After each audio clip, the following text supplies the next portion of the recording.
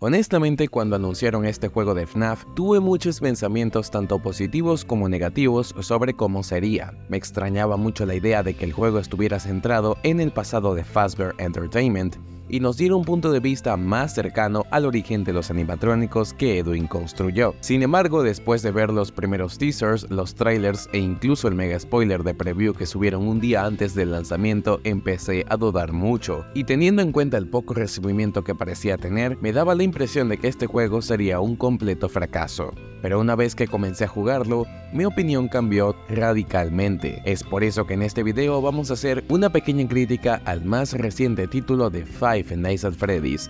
Todos los aspectos positivos, negativos, hablar de sus mecánicas y mi apreciación personal, basada en mi experiencia después de haberlo jugado por más de 12 horas de juego. Antes de empezar este video, aclaro que tendrá spoilers, así que les recomiendo jugarlo antes de verlo. Buenos días, tardes o noches. Y empecemos.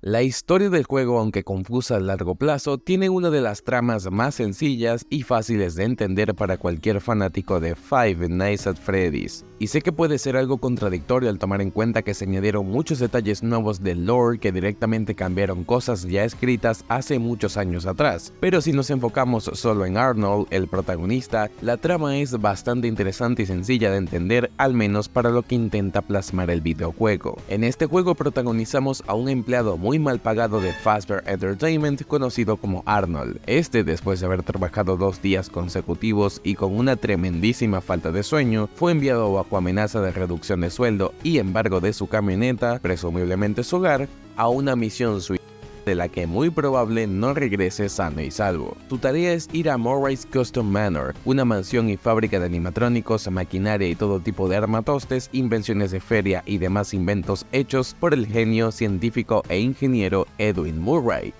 a extraer un peligroso pero necesario endoesqueleto desvivegente conocido como The Mimic.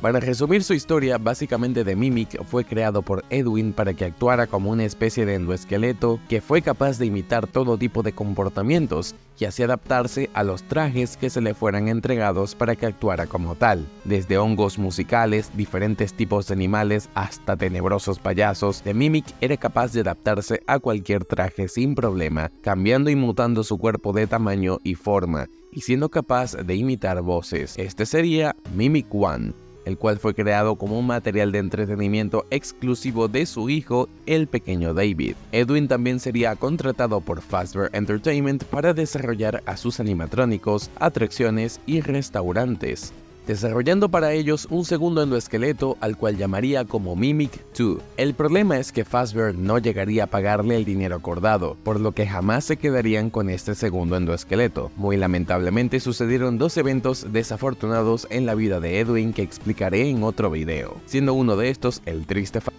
su hijo en un accidente automovilístico. Esto le produjo una inmensa tristeza en él, descargando su frustración en el endoesqueleto Mimic 2. Por supuesto que este otro endoesqueleto aprendería este comportamiento violento, y a partir de aquí empezaría una oleada de crímenes cometidos por este robot gente. El problema es que Fazbear quería este endoesqueleto, por lo que no se quedarían de brazos cruzados y enviarían a varios técnicos a intentar robarse sus planos, pero fallando la mayoría en el proceso. Y es aquí donde entramos nosotros, Arnold.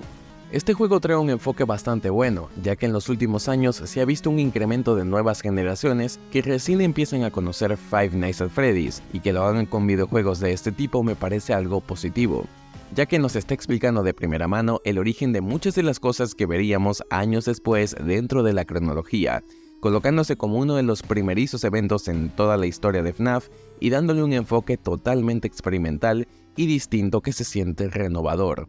De la historia realmente no tengo muchas quejas, a excepción de que esta explicación que di hace poco es una resumida y muy simple, pero quedaban muchos detalles todavía por aclarar y explicar que se hicieron más claros gracias a esta historia, desligándose casi por completo de la fastidiosa historia de los libros, adaptándolo a su propia manera, lo que vuelve a traer a la mesa el debate sobre si este material es canon o no. Sea como sea, lo que importa es que finalmente están adaptando una parte de la historia que casi nadie conoce, y lo hacen de una manera muy magistral que honestamente hace que se entienda si estás prestando la suficiente atención o te gusta ver los detalles, siendo que para hacer una historia muy original, desligada casi por completo de la trama original de William, Henry y las demás almas, la verdad es que está bastante bien. Solo siento que hay un par de cabos sueltos, como el paradero de The Mimic, que se podrán resolver eventualmente, pero de momento me parece una de las historias de FNAF mejor explicadas en narrativa, viniendo de la misma gente que trajo el desastre literario que fue Security Breach, necesitando de una saga entera de libros para poder explicar su estúpida y confusa historia. En cuanto a las mecánicas, este juego se siente como un paso evolutivo natural para Stillwell Studios. Este estudio se ha caracterizado principalmente por hacer juegos de realidad virtual, no juegos free roam de exploración y estrategia, por lo que trabajar en proyectos como lo fueron Security Breach y Security Breach Ring representaron un enorme desafío para el equipo. Y en este caso, se siente que finalmente se logró llegar a un balance en el que el juego auténticamente tiene un potencial desbloqueado que se pudo alcanzar gracias al fracaso de Security Breach, lo cual es bueno, ya que demuestra que el equipo de Stillwell es capaz de aprender de sus errores, adaptarse a nuevos retos y por supuesto mejorar a largo plazo. Entre los aspectos que me gusta de sus mecánicas es que a diferencia de Security Breach, que utilizaremos como símil, no posees un animatrónico en el cual esconderte todo el tiempo. Sí, tenemos segmentos donde podemos estar dentro de animatrónicos Springlogs, pero no son momentos donde podamos spamear el botón de ayuda de Freddy para escondernos dentro de él. Son segmentos muy cortos y con un propósito narrativo que le da sentido. Y no es que en Security Breach no tenga sentido, ya que es la gracia del juego, pero tener un robot en el que nos podamos esconder todo el tiempo para así evitar el peligro, le quita un poco el desafío y hace el juego mucho más fácil. La inteligencia artificial de los animatrónicos mejoró muchísimo también, o en este caso el de las mascotas. Por si no se han enterado, en todo el juego nos estarán persiguiendo todo tipo de mascotas todo el tiempo, ya que en cada sala veremos muchas mascotas animatrónicas a las que The Mimic podrá tomar control para meterse en sus cuerpos, justificando que pueda estar en diferentes partes al mismo tiempo y así perseguirnos. Estas mascotas animatrónicas vienen en todo tipo de formas y colores, desde abejas, leones, erizos o elefantes que forman parte del entorno pero que en cualquier momento pueden ser poseídos. Incluso es probable que en una misma sala de Mimic decida desactivarse de un animatrónico para meterse en otro si el juego detecta que estamos demasiado seguros. Para evitar que nos liquiden, podemos escondernos en casilleros o ductos o sencillamente utilizar pequeños ratones de cuerda o botones con música para llamar su atención. Sin embargo, no se confíen, ya que la visión del animatrónico es muy aguda, por lo que no podemos escondernos a plena vista o pasar agachados frente a ellos, ya que nos podrán ver.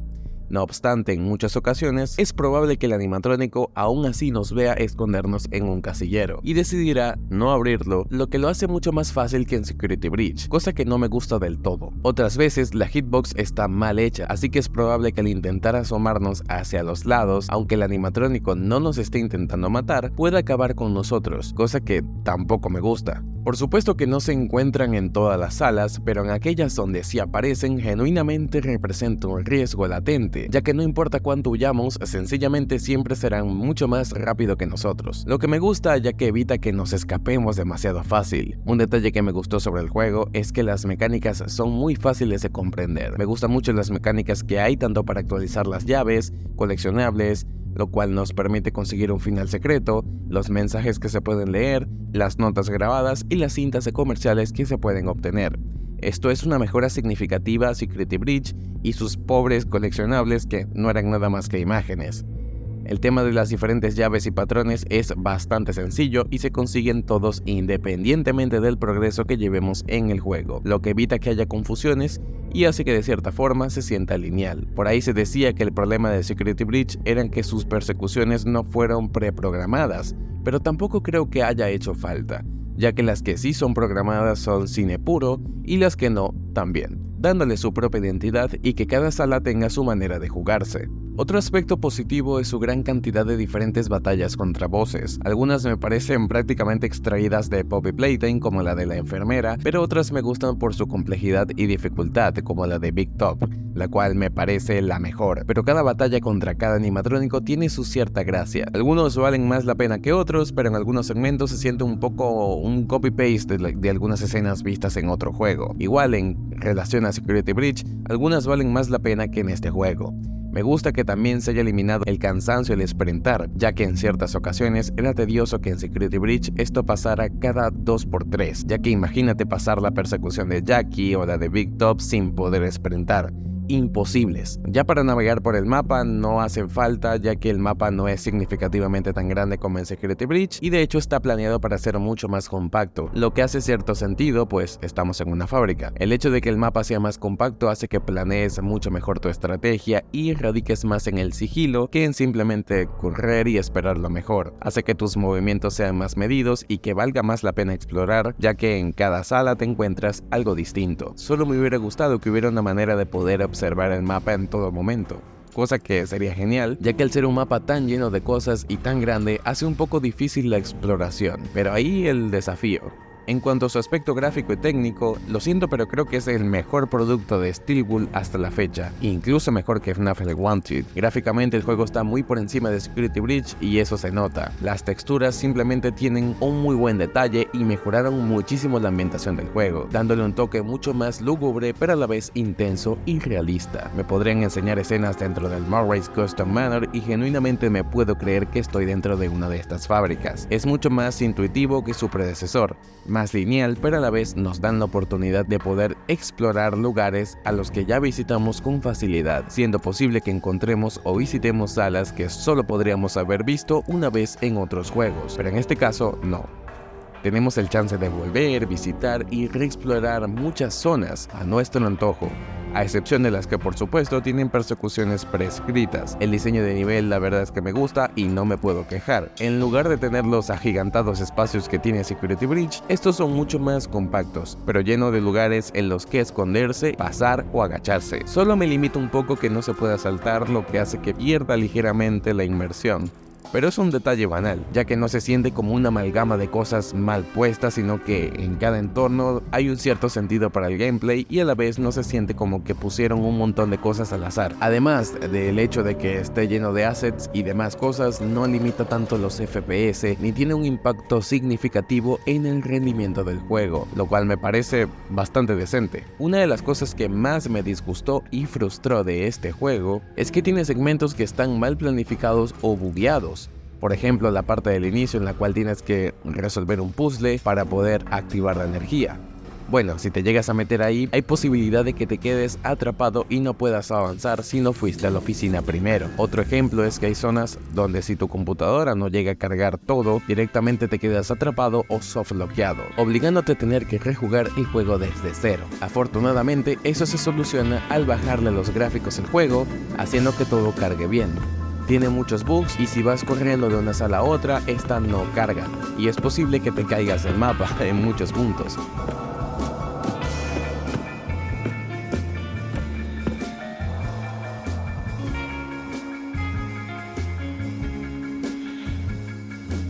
We came up with some great ideas on how to protect yourself. Unfortunately, we came up with those ideas before the last technicians were sent in, and they ended up with less than positive results. So it seems that maybe... Lo que me parece muy malo de por sí. Pero quitando estos desastrosos detalles, la verdad es que el juego está bastante bien. Solo que a veces siento que se buguea mucho en algunas secciones o directamente se traba. En general tiene un rendimiento decente y no tengo muchas quejas. Me parece un muy buen juego, alargado eso sí, quizá demasiado, pero vale la pena si quieres disfrutarlo a tu paso y conseguir todos y cada uno de los coleccionables. En mi opinión es un fuerte 9.5 sobre 10. Pero dime tú, ¿qué opinas? ¿Te gustó este nuevo FNAF? Voy a leerlos abajo en la sección de comentarios. Sin más nada que decir, nos vemos y hasta la próxima.